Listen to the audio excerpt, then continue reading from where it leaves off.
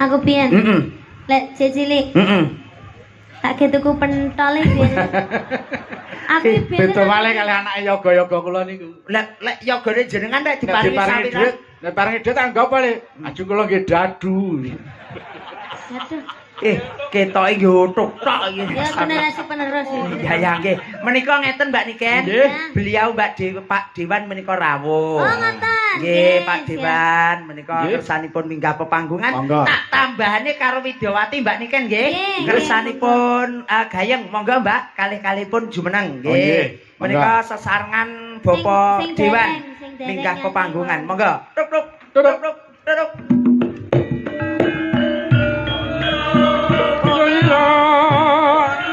Konjo dumateng Dewan kaper minggah dhateng sasana pepanggungan. Monggo kekalihipun beliau Bapak Dewan.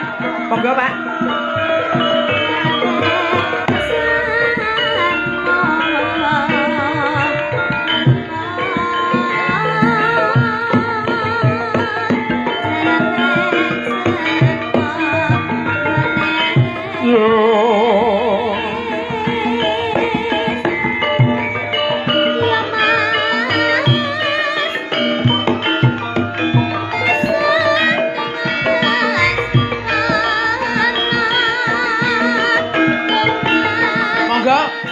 Dewan monggo minggah panggung.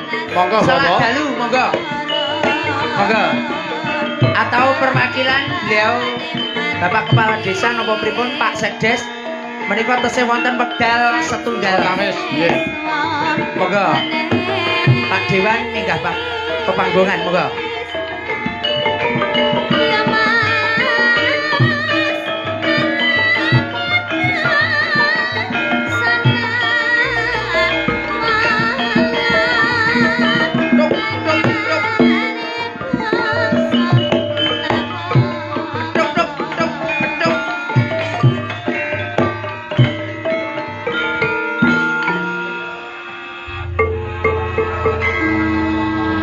Niki wonten Pak Dewan, wonten Bapak Kepala Desa Puman Pulung Mbak Niken. Menika ingkang sampun jumeneng derek nyengkuyung utawi ndedonga muga-muga desa kesugihan Jayeng Bawana. Monggo. Amin. Nggih, niki mikipun Mbak Lurah, Pak Dewan niki.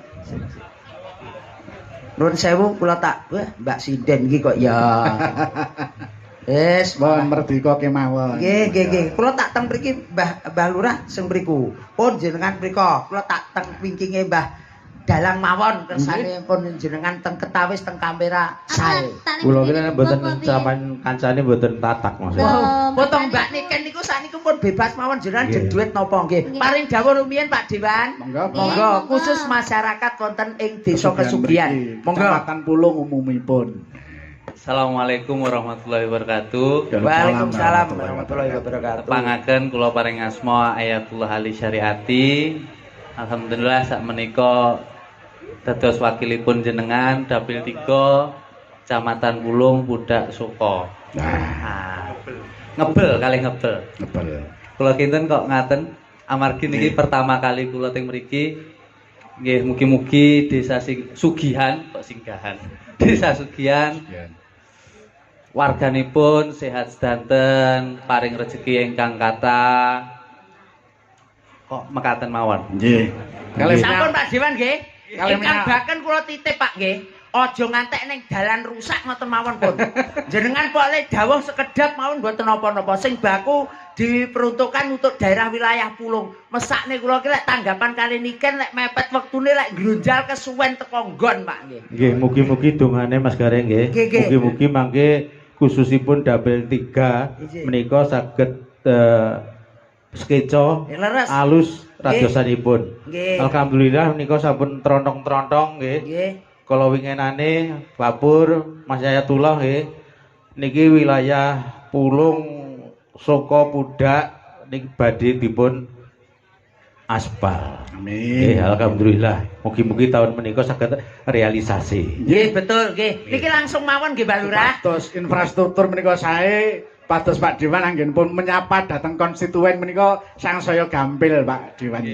Nggih, mugi-mugi napa ingkang dados kajat niatipun warga masyarakat Desa Kesugihan dipun paringi wilujeng lancar samudayanipun. Allahumma amin. Nggih.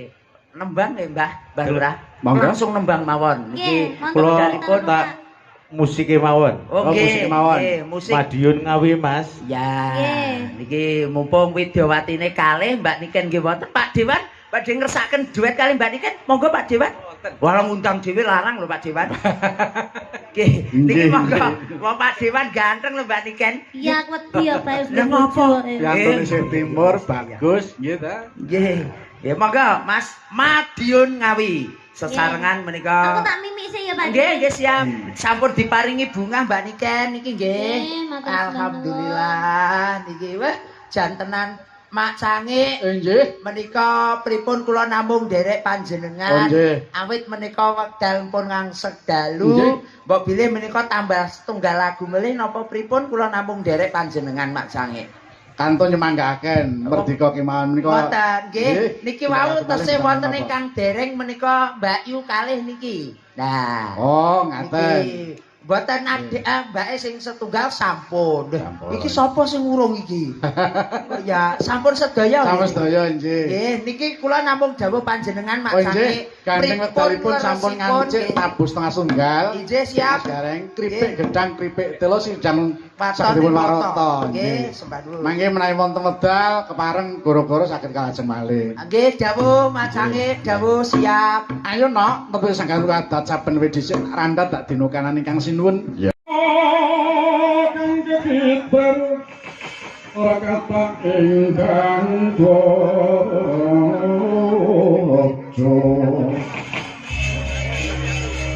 Ora kata ingkang dojo yang layu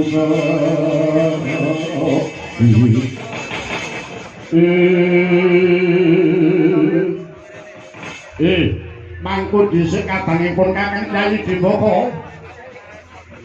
Ana dawuh Kang Prabu Hamsa. Titikan niku sasebadan jeneng sosok ngarsane si Prabu Duryudana. Wigati bakal hak kanthi sagompol tugayun rampet Gor Ngamarta Gorati apa dene Praja Madura. Tegese ingkang bakal sang